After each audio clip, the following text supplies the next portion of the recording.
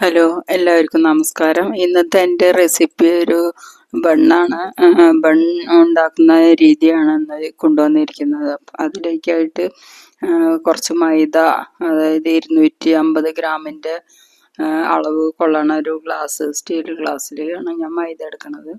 അപ്പോൾ ആദ്യമായിട്ട് ഒരു ഒരു ടീസ്പൂണ് ഒരു ടീസ്പൂണ് ഈസ്റ്റ് ഇട്ടിട്ടുണ്ട്. അതിൽ ഒരു സ്പൂൺ പഞ്ചസാര ഇട്ട് കുറച്ച് വെള്ളം ഒഴിച്ചിട്ട്, ചെറിയ ചൂടുള്ള വെള്ളം, ചൂട് അധികമാവാൻ പാടില്ല, അപ്പോൾ ഈസ്റ്റ് പൊന്തില്ല. ചെറിയ ചൂട് മാത്രമേ പാടുള്ളൂ. അപ്പോൾ ആ ചെറിയ ചൂടുള്ള വെള്ളം ഒഴിച്ചിട്ട് അത് പൊന്താൻ വയ്ക്കണം. ഒരു 5-10 മിനിറ്റ് ആകുമ്പോഴേക്കും അത് പൊന്തി ഉണ്ടാവും.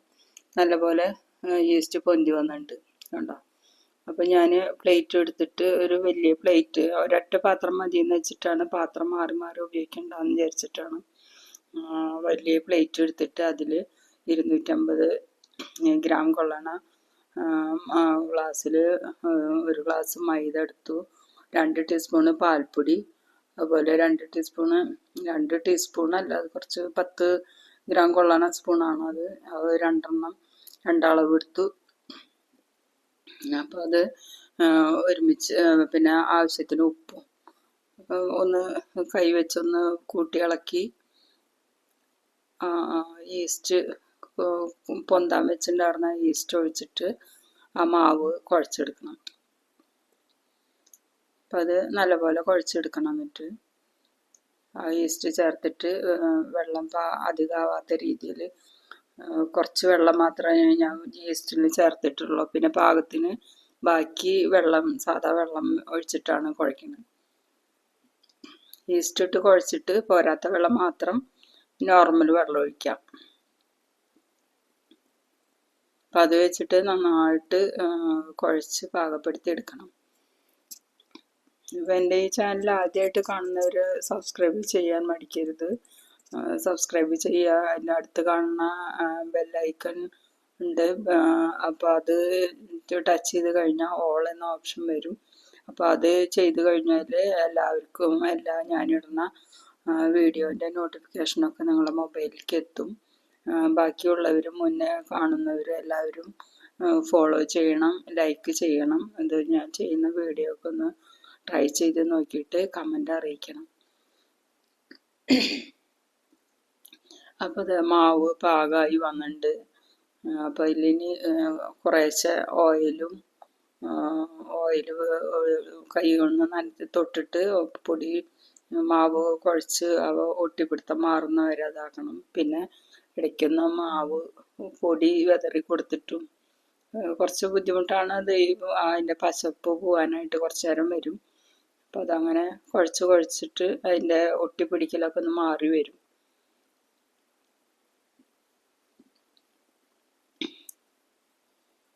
അപ്പോൾ ഓയിലിന് പകരം വേണമെങ്കിൽ ബട്ടർ ചേർക്കാം. ഞാൻ സാധാ നോർമൽ ഓയിലാണ് എടുത്തിട്ടുള്ളത്.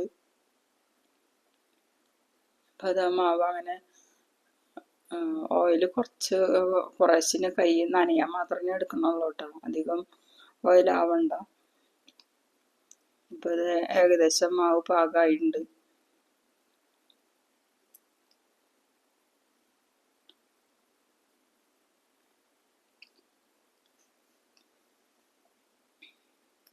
അപ്പം ഞാനിതേ ഈ ഒരു പ്ലേറ്റിൽ മാത്രം തന്നെയാണ് ചെയ്യണത് കേട്ടോ. അപ്പോൾ ഇനി അതങ്ങനെ മൂടി വെച്ചു. 3-3.5 മണിക്കൂർ വെച്ചു അങ്ങനെ. അപ്പോൾ ഈ 3.5 മണിക്കൂർ കഴിഞ്ഞിട്ട് നോക്കുമ്പോൾ നല്ലപോലെ വീർത്ത് വന്നിട്ടുണ്ട്. ഇനി അത് മാവ് ഇട്ടിട്ട് കൈ മൊട്ടാത്ത രീതിയിൽ മാവ് വിതറിയിട്ട് വേണം കുഴച്ചെടുക്കാനായിട്ട്.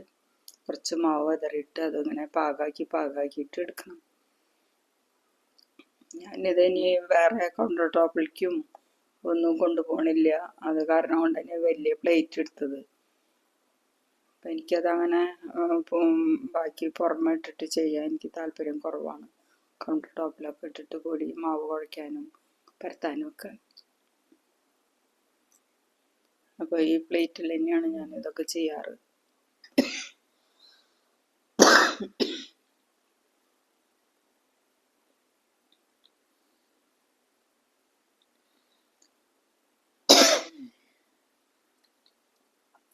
അപ്പം അങ്ങനെ കുറച്ച് പൊടി വെച്ചിട്ടും പൊടി വിതറിയിട്ടും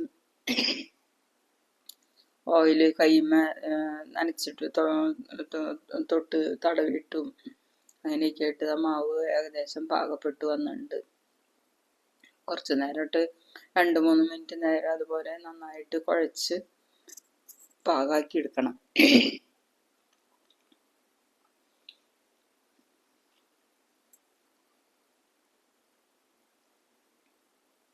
അല്ല അപ്പോൾ ഈ ചെയ്യണ ഇത് നല്ല ശരിക്കും ബേക്കറിയിൽ ഉണ്ടാക്കണ പോലെ നല്ല ബണ്ണിൻ്റെ നല്ല ടേസ്റ്റാണത്.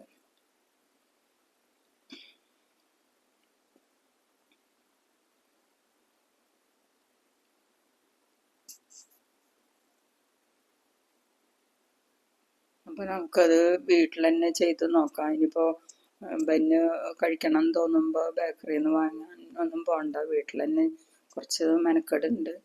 ഒന്ന് മെനക്കെട്ട് കഴിഞ്ഞാൽ നമുക്ക് നല്ല ബണ്ണായിട്ട് തന്നെ കഴിക്കാം.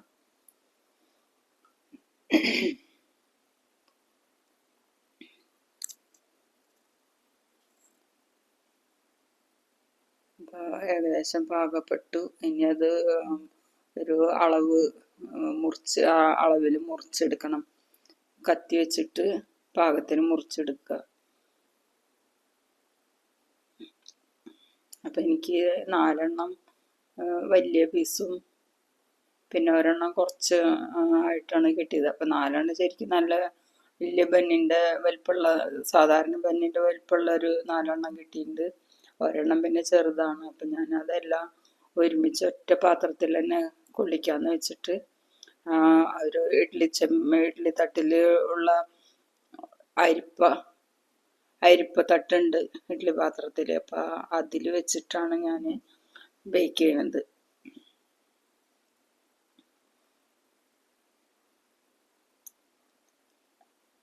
അപ്പം ഇങ്ങനെ ഇത് എല്ലാ മാവും ഉരുട്ടി ഉള്ളിലേക്ക് ആക്കിയിട്ടാണ് ഇപ്പം ഞാൻ ഇത് ഇങ്ങനെ ചെയ്യണത്. അപ്പം നടുക്കിൽ നിന്ന് പുറമെന്ന് ഉള്ളിലേക്ക് മടക്കിയിട്ട് കൊണ്ടുവരണം. അപ്പം അങ്ങനെ നല്ല ഷേപ്പിൽ നല്ല ഉരുള ഷേപ്പായിട്ട് കിട്ടും. അങ്ങനെ ഉള്ളിലേക്ക് തള്ളിയിട്ട് കൊടുക്കണം. ഓരോ റോളും ഇതേപോലെ ഉള്ളിലേക്ക് തള്ളി കൊടുത്തിട്ട് അങ്ങനെ ഉരുട്ടിയെടുക്കണം. അപ്പം അങ്ങനെ ഞാനത് എല്ലാം ചെയ്തെടുത്തു.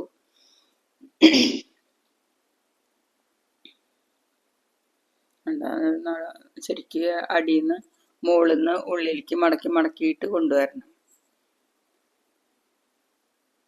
അപ്പം അത് നല്ല റോളായിട്ട് കിട്ടും.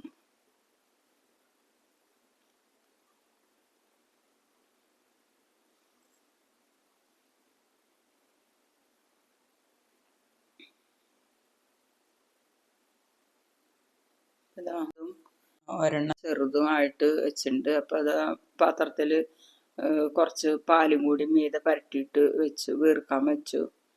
ഇനി അത് രണ്ടും അരമണിക്കൂർ കഴിഞ്ഞിട്ട് എടുത്ത് നോക്കിയപ്പോൾ ശരിക്കും നല്ലോണം വീർത്ത് വന്നിട്ടുണ്ട്. അതിൻ്റെ മീതെ കുറച്ചും കൂടി പാലെടുത്തിട്ടൊന്ന് ബ്രഷ് ചെയ്ത് കൊടുക്കുക. ബേക്ക് ചെയ്യാൻ കൊണ്ടുപോകുന്നതിന് മുമ്പ് ഇങ്ങനെ ബ്രഷ് ചെയ്ത് കഴിഞ്ഞാൽ അത് മീതെ നല്ല തിളക്കുണ്ടാവും. ശരിക്കും നല്ല ഗ്ലേസിങ്ങോട് കൂടിയിട്ടിരിക്കും. അപ്പോൾ അത് ഇഡ്ഡലി ചെമ്പിന് മുമ്പ് കുറച്ച് നേരം മുന്നേ ചൂടാവാൻ വെച്ചിട്ടുണ്ട്. അടുപ്പത്താണ് വെച്ചിട്ടുള്ളത്. അപ്പോൾ അത് ആ തട്ട് അങ്ങനെ വെച്ചു. 20 മിനിറ്റ് എടുത്തു വേവാൻ.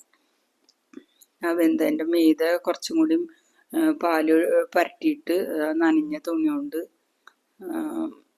നന്നായി പിഴിഞ്ഞ തുണി ഒന്ന് മൂടി വെച്ചു. കുറച്ച് കഴിഞ്ഞിട്ട് എടുത്തു കഴിഞ്ഞാൽ നല്ല സോഫ്റ്റായ ബണ്ണായിട്ടുണ്ട്. അപ്പോൾ ഈ ഷേപ്പ് ഇതെല്ലാം കൂടി ഒരുമിച്ച് വെച്ച കാരണം കൊണ്ട് അതിൻ്റെ ശരിക്കുള്ള ഷേപ്പ് കിട്ടിയില്ല. നല്ല സോഫ്റ്റാണ്. ടേസ്റ്റും ശരിക്കും ബന്നിൻ്റെ ടേസ്റ്റാണ്.